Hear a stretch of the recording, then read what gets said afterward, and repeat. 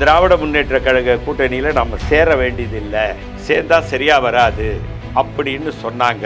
அதை போய் நான் சோனியா காந்தி கிட்ட சொன்னேன்.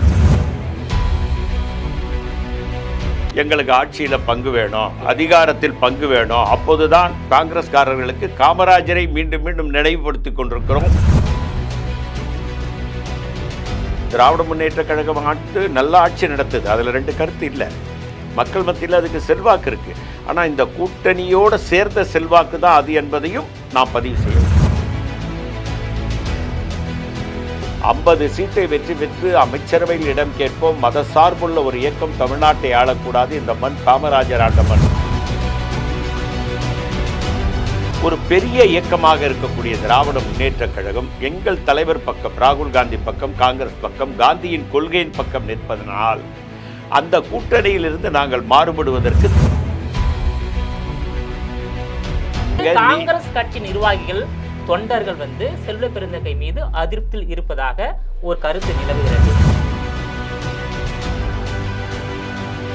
அண்ணாமலை என்ன ஒரு கருத்து தெரிவிச்சிருக்காருனாக்கா, தமிழ்நாடு காங்கிரஸ் திமுகவுக்கு அடிமையாகி விட்டது சொல்லியிருக்காரு. கூட காங்கிரஸ் தான் வந்தாரு. காங்கிரஸ்காரர், ஒரு பழுத்த காங்கிரஸ்காரர். அவர் ஒரு வரி சொன்னாருங்க, என் தலைவன் காமராஜ், என் வழிகாட்டி அண்ணான்னு சொன்னார். இதை விட ஒரு வார்த்தை என்ன இருக்குங்க?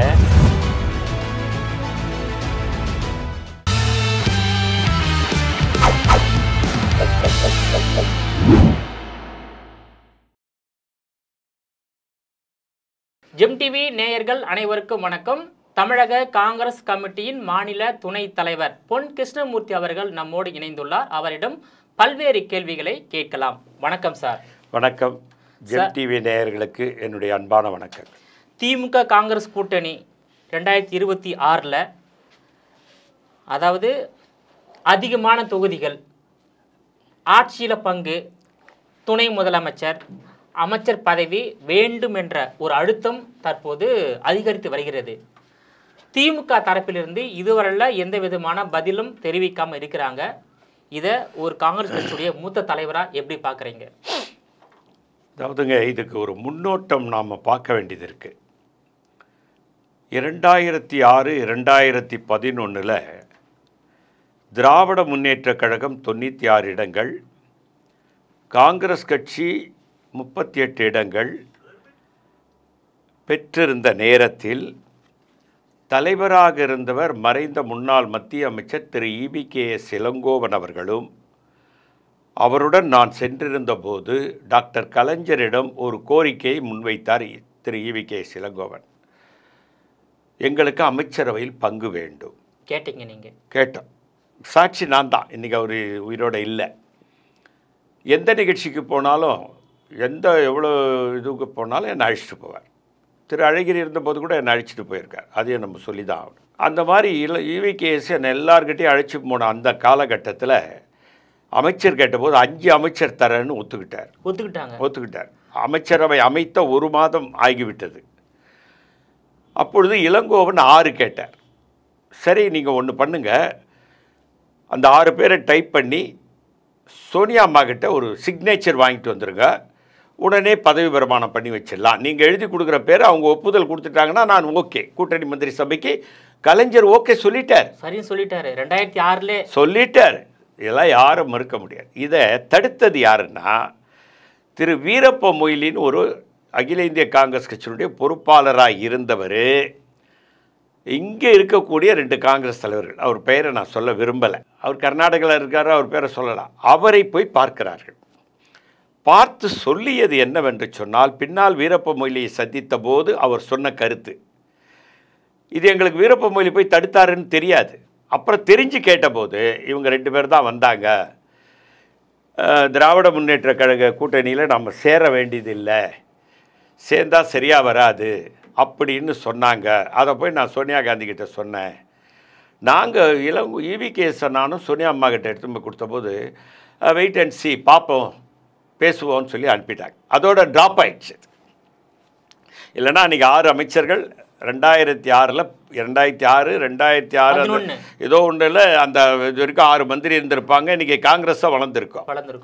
அன்னைக்கு கலைஞர் மனமுவந்து கொடுக்க தயாராக இருந்தார். பாட்டாளி மக்கள் கட்சி கூட 1-2 கொடுத்துருக்கலாம். அவங்க கூட ஒரு 18 எம்எல்ஏ இருந்தாங்க. காங்கிரஸ் 36 எம்எல்ஏக்கள்.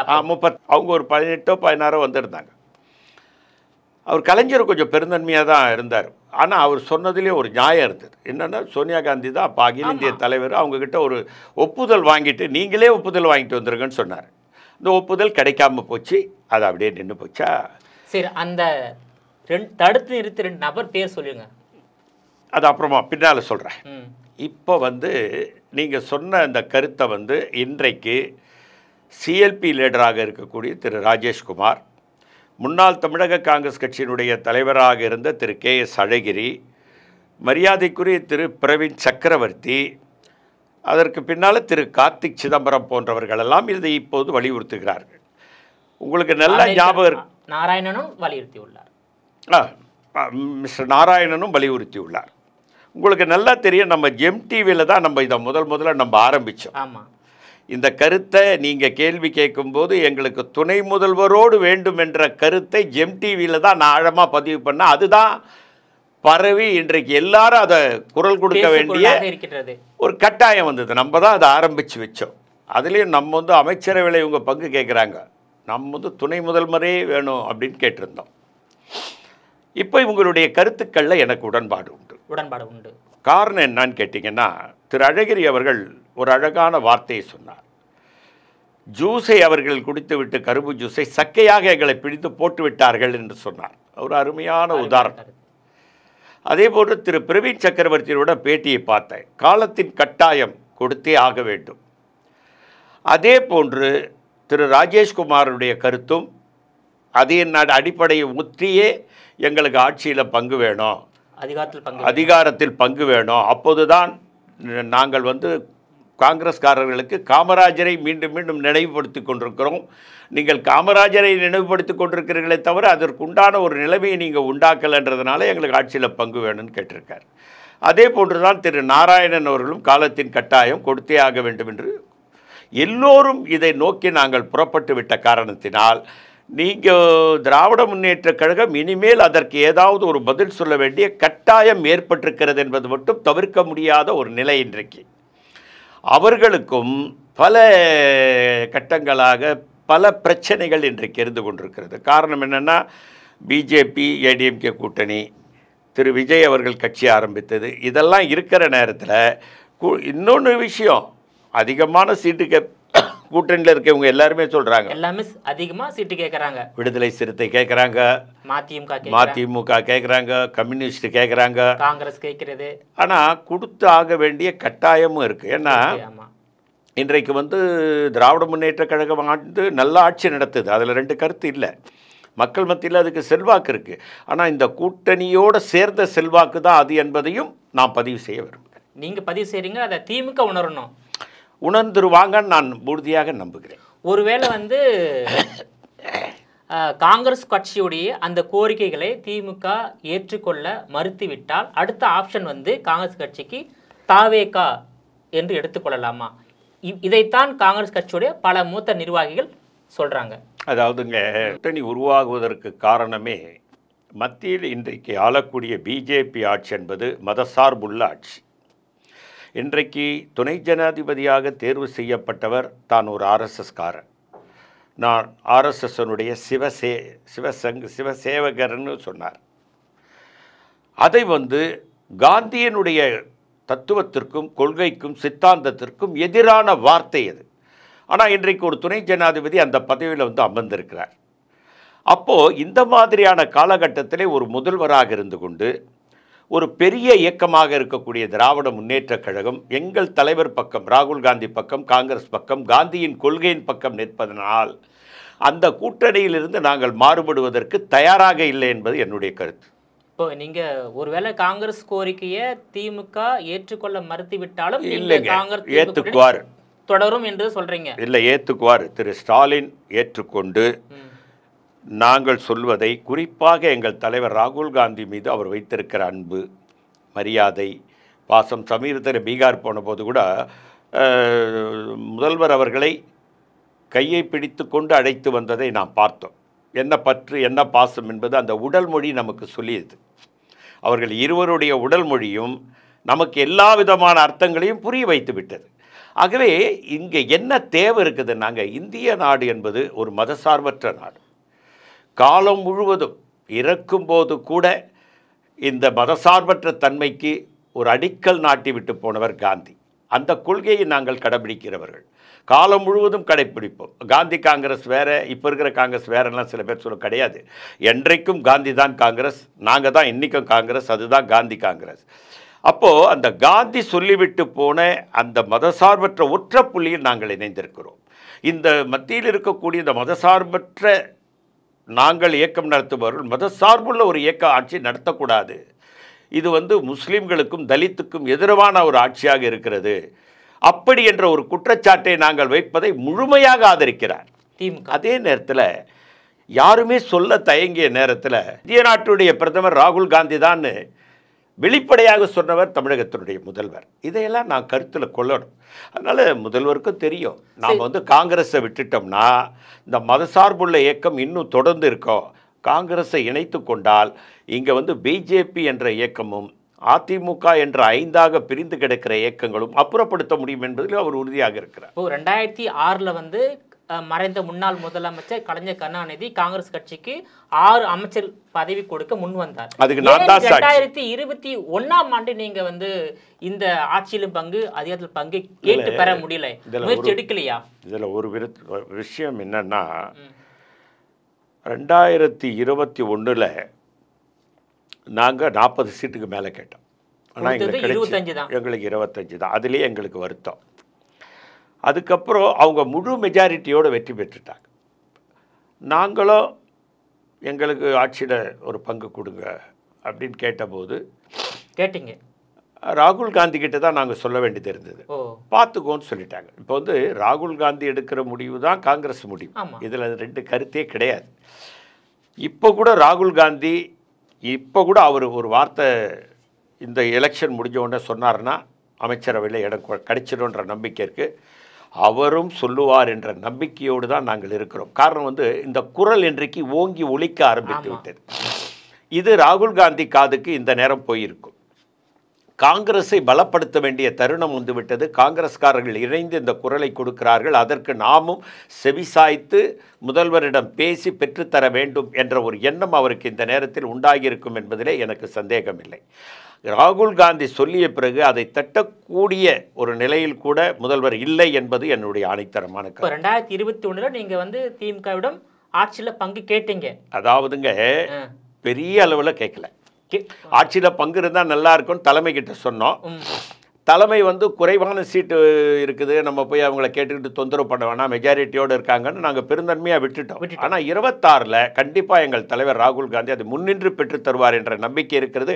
அதை கொடுப்பார் என்ற நம்பிக்கை, திரு ஸ்டாலின் கொடுப்பார் என்ற நம்பிக்கையும் எங்களுக்கு இருக்குது. இன்னொரு விஷயம் இந்த ஆட்சியில் பங்கு வேணும், அதிகாரத்தில் பங்கு வேணும், அதிக சீட்டு வேணும் என்பத கோரிக்கையை கே.எஸ். அழகிரி, ராஜேஷ்குமார், பிரவீன் சக்கரவர்த்தி, கார்த்தி சிதம்பரம், அதே போல் அமெரிக்க நாராயணன், நீங்களும் அந்த வலியுறுத்துறீங்க.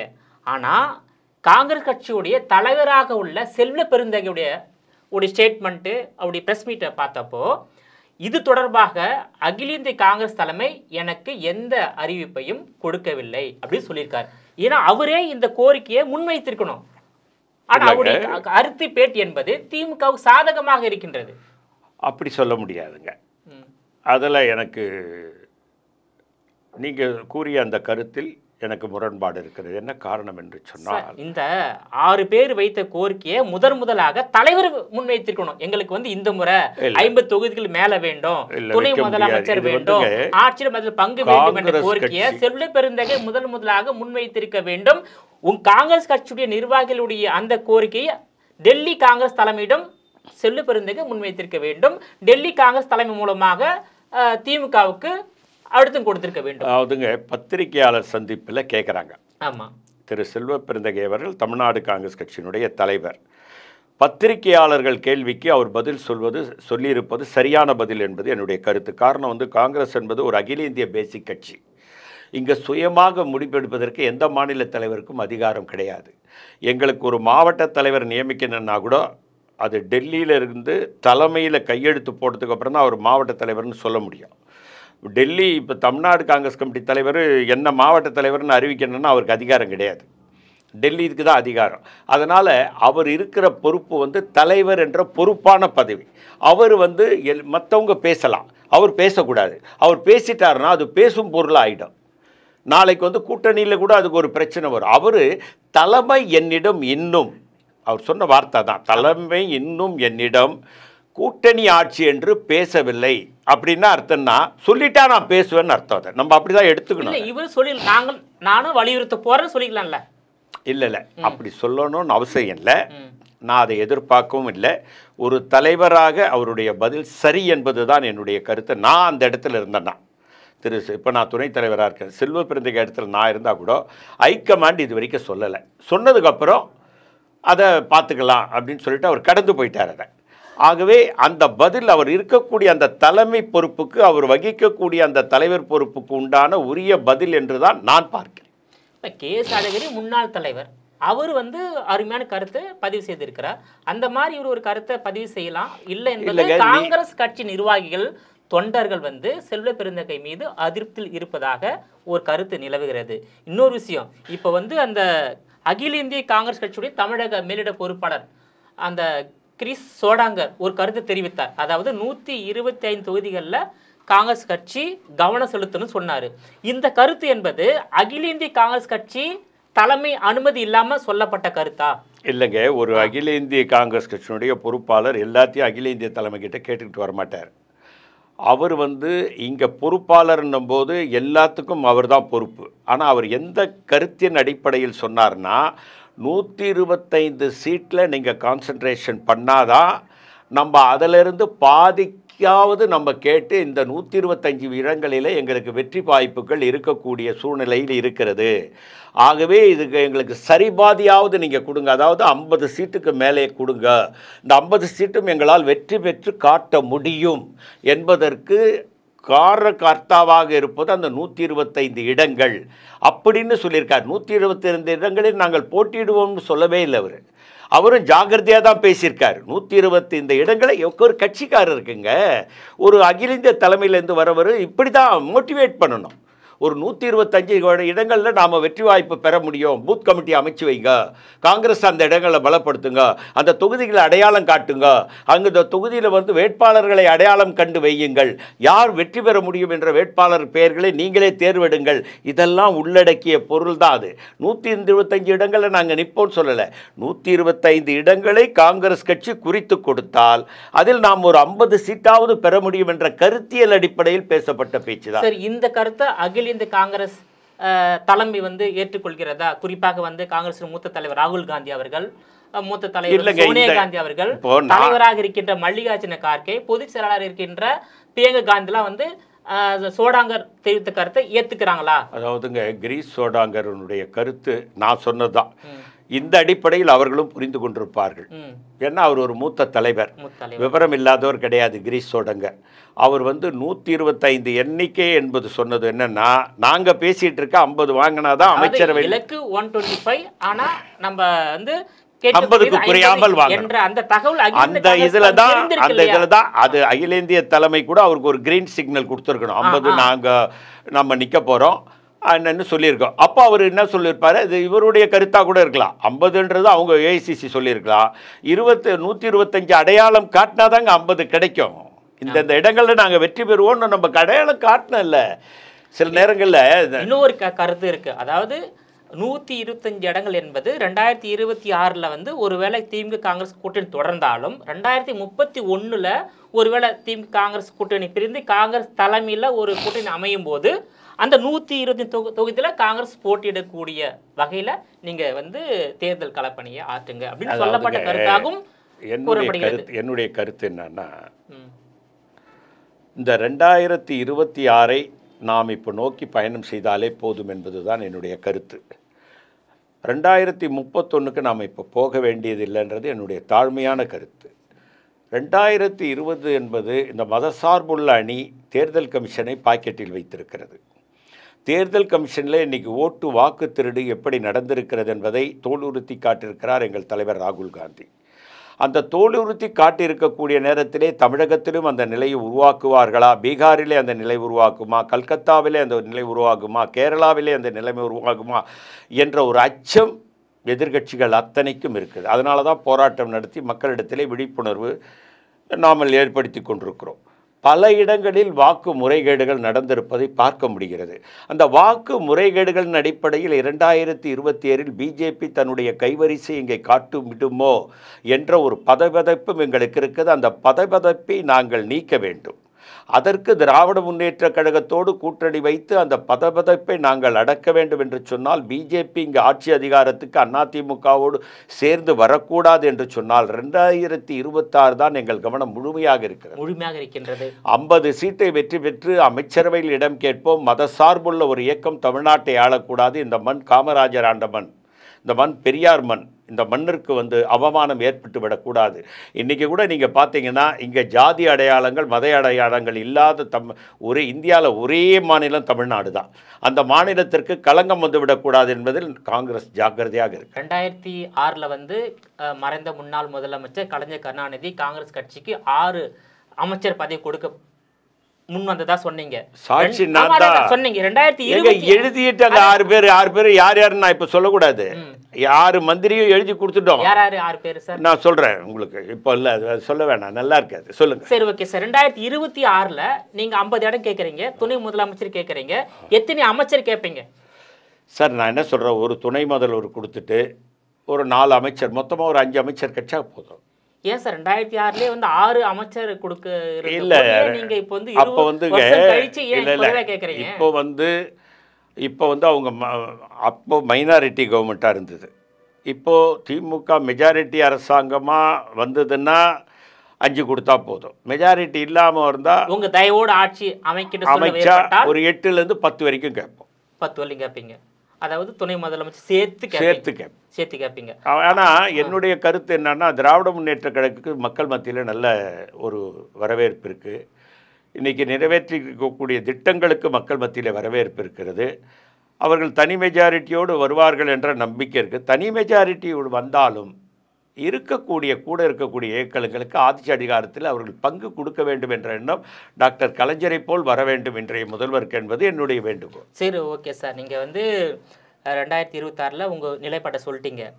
இன்னொன்று அண்ணாமலை என்ன ஒரு கருத்தை தெரிவிச்சிருக்காருனாக்கா, தமிழ்நாடு காங்கிரஸ் திமுகவுக்கு அடிமையாகி விட்டதுன்னு சொல்லியிருக்காரு. அதாவதுங்க, அதிமுக பிஜேபிக்கு அடிமையாக இல்லையா? அதிமுகன்ற இயக்கத்தையே சிதைத்திட்டீங்களே. இன்றைக்கி 5 இருக்குது. பழனிசாமி, சசிகலா, OPS, EPS அப்படின்னு 5 ஆகிட்டாங்க. ஏமா பிஜேபி ஒரு சர்வாதிகார போக்குள்ள இயக்கம் என்பதை அதிமுகவில், ஆனால் திமுக அப்படிப்பட்ட நிலைப்பாடில் எந்த இடத்துல எடுக்காது. நாங்களும் எப்பொழுதுமே யாரோடு இணைந்து விட்டாலும் அவர்களுக்கு பக்கபலமாக இருந்ததே நாங்கள் பழகியிருக்கிறோம். காங்கிரஸினுடைய கூட ஆரம்பத்திலே இருந்ததா. இப்போது திமுக எங்கேருந்து வந்தது நீங்கள் நல்லா சிந்திச்சு பாருங்கள். அது ஒன்று பிஜேபியிலேருந்து வரல. காங்கிரஸ் பெரியார் தமிழ்நாடு காங்கிரஸ் கட்சி தலைவராக இருந்தார்.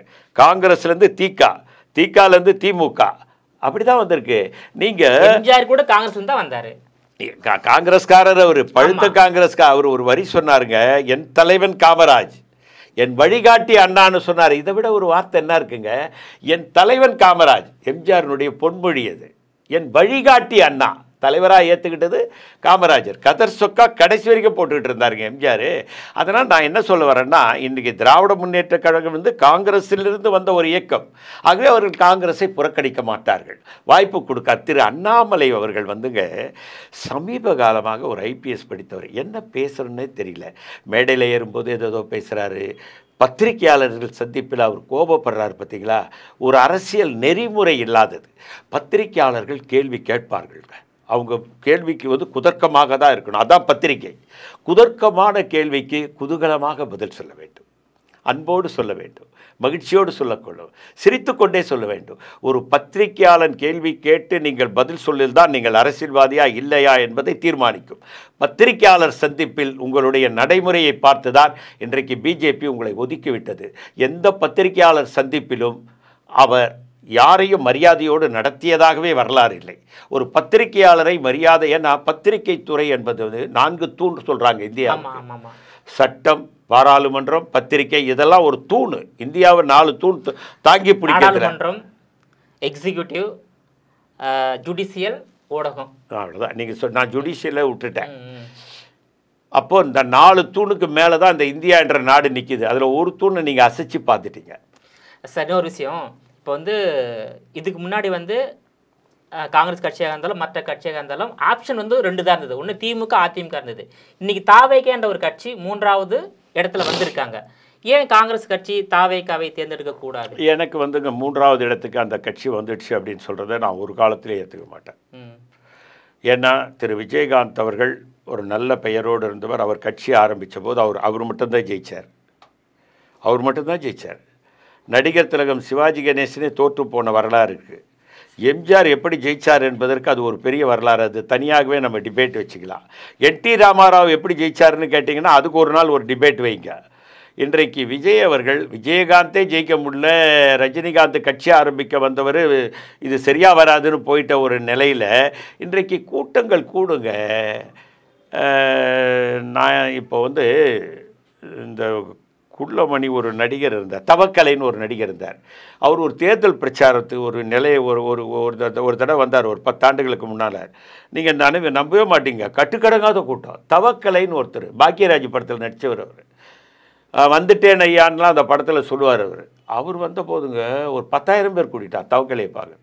அதனால் கூட்டம் கூடுவதனாலேயே வெற்றி பெற்று விடுவார், 3வது இடத்திற்கு வந்து விட்டார் என்று சொல்வதை அது ஒரு மாயை.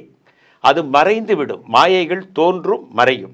ஆனால் 3வது இடத்தில் நிலையாக இருப்பது காங்கிரஸ் என்பதை நீங்கள் மறந்துவிடக்கூடாது. உங்களுடைய விரிவான தகவலுக்கு ரொம்ப நன்றி சார். வணக்கம்.